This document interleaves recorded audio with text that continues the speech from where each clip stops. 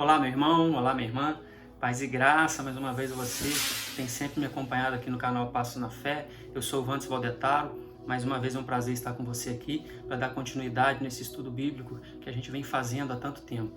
E hoje eu vou estar terminando o capítulo 41 de Gênesis, fechando esse capítulo, e eu peço a você que permaneça firme comigo até o final, pois como sempre, eu tenho uma mensagem de Deus importante para a sua vida.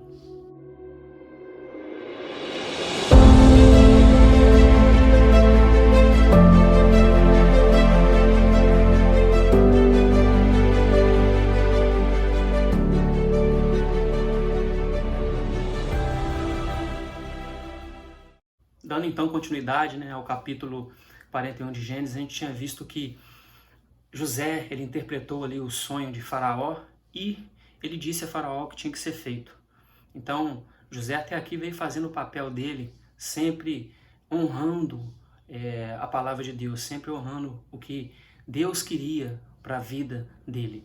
Então, ele vinha acreditando, a gente tinha visto que ele tinha falado sobre o povo, sobre os hebreus, a terra dos hebreus, acreditando na promessa de Deus, e ele vem sempre fazendo as coisas conforme os desígnios de Deus, independente do que ele estava passando.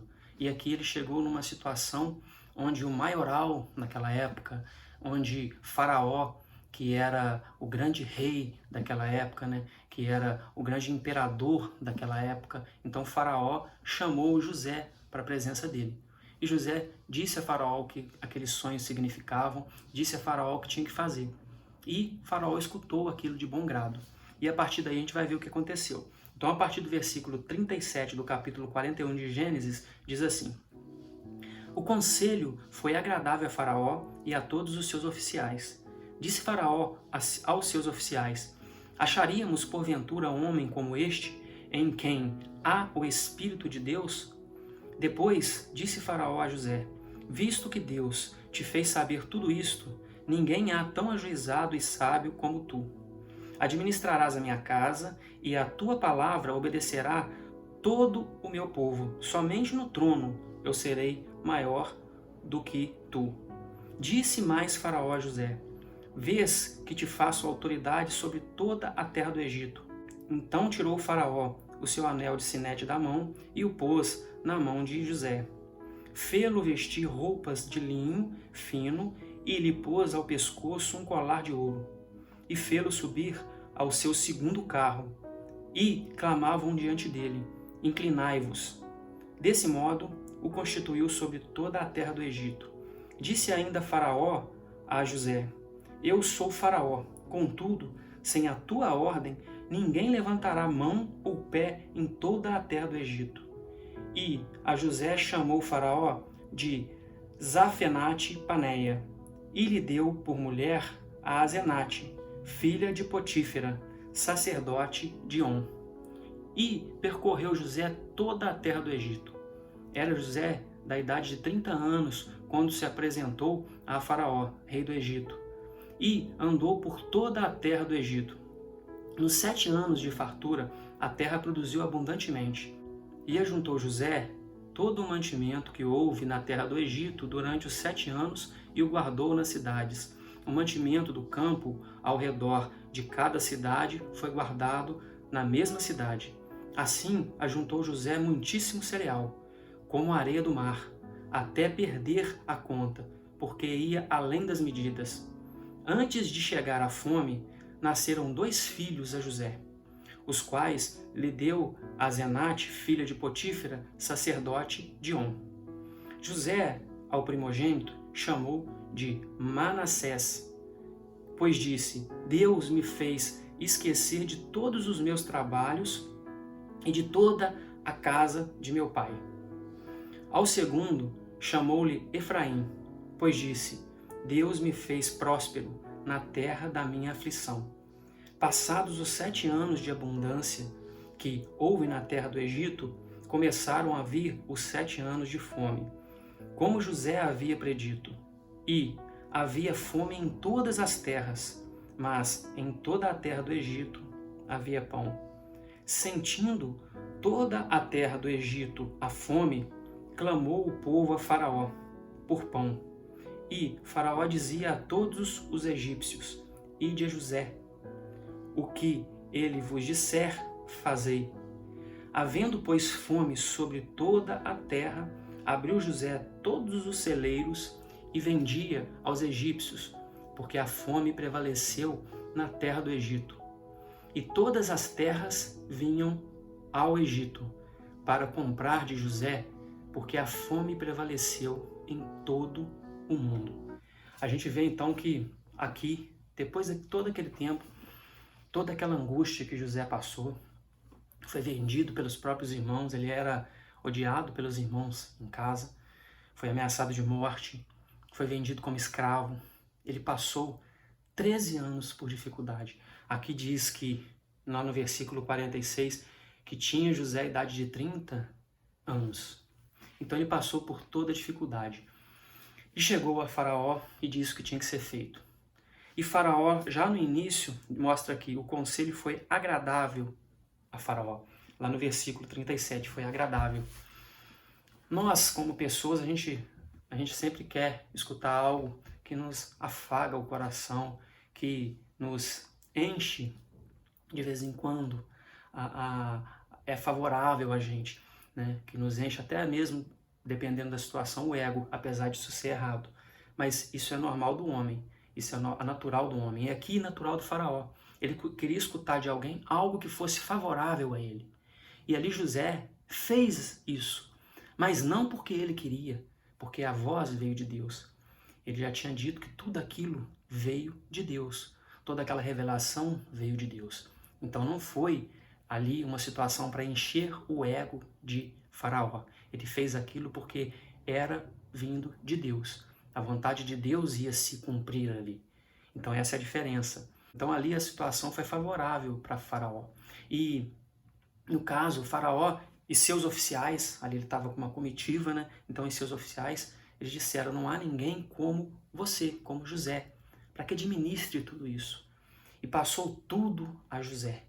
E aí ele diz que alguém como você que tem o Espírito de Deus. E aqui a gente vê que está Espírito maiúsculo, mas talvez aqui fosse melhor um Espírito minúsculo, com letra minúscula, porque aqui não quer dizer o Espírito Santo.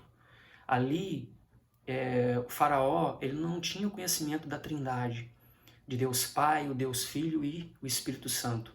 Ali, ele era, no caso, pagão, acreditava em vários deuses. Então, o Espírito de Deus que ele quer dizer é que a manifestação de Deus era feita na vida de, no caso, aqui, José. E ele acreditava em vários deuses, deuses do sol, no caso, Deus Ra, então, vários deuses. E ele, acreditando nisso, ele cria ali que o Deus de José falava por meio de José. Então, o próprio Faraó reconheceu isso. O Espírito que tinha de Deus ali em José. Que José era uma pessoa de Deus. Então, que o Espírito Santo falava por ele. E passou tudo para ele. Administrarás a minha casa. Quando fala minha casa, não só o palácio, não só a casa de Faraó, mas toda a terra. Ele iria ser o administrador, o braço direito dele. O braço direito, a destra ali de Faraó. Então, passa José a administrar tudo, a casa, e sobre o trono diz que só ele. Então, sobre o trono eu serei maior do que tu, apenas como rei, como soberano. Então, só sobre o trono. Então, tudo vinha de Faraó. Tudo vinha de Faraó, de José. Todas as ordens vinham de José. Ele passou tudo para José. Ele delegou aquilo para José. E lá embaixo ainda vem falando: então tirou o Faraó o anel de sinete, deu roupa de linho para ele e colar de ouro, colocando ele numa posição de importância e mostrando para todos que ele era importante. Esse anel de sinete, a gente consegue até ver em filmes antigos, o rei, quando pegava uma certa carta, dobrava, colocava ali cera, algum tipo de barro que não era ainda barro mole, que iria endurecer, e colocava o anel de sinete e marcava. Aquela marca diz que aquilo ali tinha o reconhecimento de Faraó. Faraó reconhecia aquele ato de José. Então, o que José fizesse ou falasse tinha reconhecimento de Faraó. E o engraçado é que José fazia e marcava, ele não mandava o faraó. Tamanha confiança que o faraó tinha nele. A confiança que ele conseguiu de faraó. Em tão curto espaço de tempo. Em questão de momentâneo, aquela parte momentânea. Se apresentou a faraó porque ele viu o que tinha em José. Então, ele reconheceu isso a José. E deu esse anel de sinete para que ele tivesse o poder que estava com o faraó. Passou todo o poder ali das decisões para José. E deu ele roupas de linho, deu ele colar de ouro, para que ele fosse respeitado na posição, mostrasse que ele tinha que ter respeito perante todos. E colocou ele no segundo carro. E todos vinham dizendo, inclinai-vos, ou seja, inclinai-vos a ele, tenham respeito a ele. Ele agora, o que disser, vocês terão que fazer.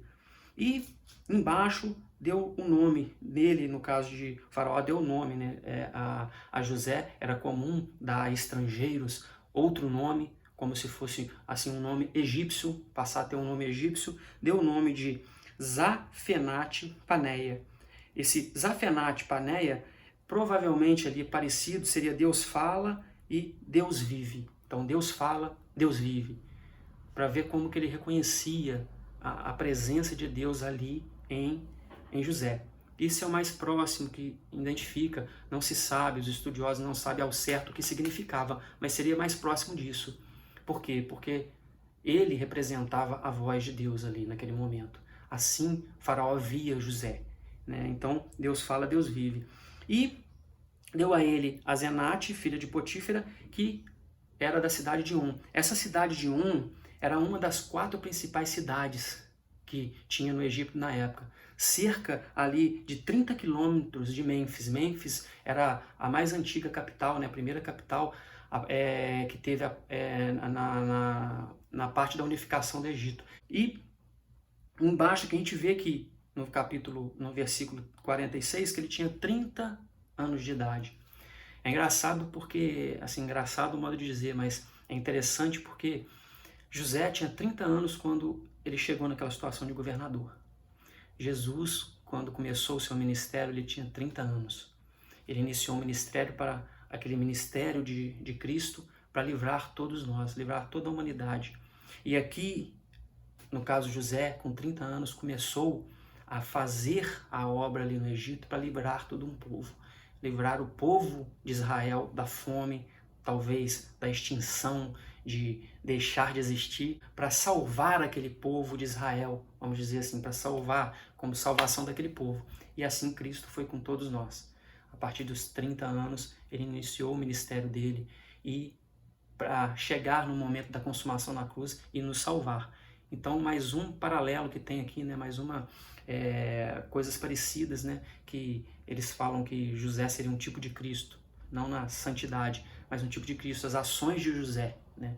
E isso que a gente tem que procurar, chegar perto de Cristo, ser um tipo de Cristo, fazer as coisas certas, fazer as coisas conforme a vontade de Deus. E outra coisa que lá atrás também falou que somente no trono eu serei maior que ti. E que a gente vai ver mais à frente que todos têm que ir a José. Assim também foi com Cristo. Somente no trono Deus era maior que Cristo. E que todos deveriam seguir a Cristo. Fazer o que ele falasse e cumprir o que ele mandasse. O que ele ordenasse. Assim é que foi com José. Assim é que foi com José. E, então vieram 7 anos de fartura e as cidades guardaram os mantimentos.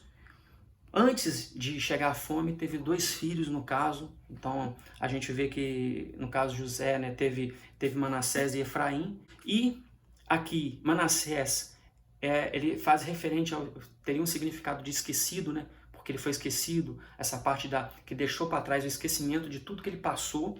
E Efraim, que vem a ser frutífero. Então Deus reconheceu ele e frutificou a vida de José. Então ele deu esses 2 nomes ali, Manassés e Efraim, nessa situação do esquecimento que teve, de toda a parte ruim que ele passou com os irmãos, essa parte do sofrimento, e agora que apesar de tudo ele teve uma vida frutífera, próspera com Deus. E aconteceu como José havia predito. Lembrando que José reconheceu isso a Deus, não a ele mesmo. Reconheceu tudo o que aconteceu a Deus, aquelas vezes, o entendimento do sonho, tudo veio de Deus.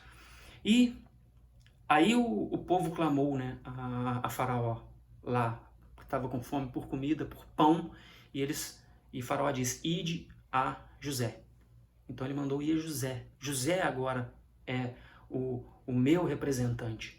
José é quem vocês devem seguir, é quem vocês devem clamar e pedir por ajuda. Então mandem até José. E que o celeiro, no caso, lá no versículo 56, diz que o Egito aqui, ele abriu celeiros, né? José abriu celeiros para poder dar, né, de pão, dar de comida a quem estava com fome. Então, literalmente, o Egito passou a ser o celeiro de todo o mundo, de toda, não só Egito, mas de todos os lugares vinham caravanas, gente para poder ter alimento ali do Egito, pegar com José. Então José, ele conseguiu ser o segundo homem mais importante naquela época. Então depois de Faraó, que era a pessoa mais importante, ele veio a ser o segundo mais importante. A gente vê aquela realização do sonho lá de trás, que vai se consumar lá na frente, quando os irmãos de José vierem se prostrar na frente dele, quando ele vier a livrar toda a família dele. Então a gente vê que as promessas de Deus demorou tanto tempo para se cumprir, aqui 13 anos, mais 7 anos de fome, né? 7 anos de abundância, então, e mais 7 anos depois de fome. Então a gente conta aí um período pelo menos de 27 anos nesse tempo, né? Os 13 anos, mais os 7, mais os 7. Então, um tempo enorme para se cumprir algo na vida ali de José, daquele sonho que ele teve lá atrás. E a gente vê que Deus vai cumprindo de acordo com a vontade dele. E nem sempre pra gente aquilo no momento é bom, é prazeroso. Ele passou por dificuldade, passou por tribulação, foi escravo, então ele passou por muita dificuldade, muita tribulação naquele momento ali, antes de chegar na situação de governador do Egito. E isso que eu queria deixar aqui para você hoje, sabe? Quais são as dificuldades que você está passando? Quais são as tribulações que você está passando, atravessando nesse momento? A gente vê que José teve seu caráter forjado, ele teve quem ele realmente é, construído durante um tempo, com dificuldade. Não foi uma coisa tranquila. E o que tem construído o seu caráter? O que tem construído a sua vida, sabe? Quem você é.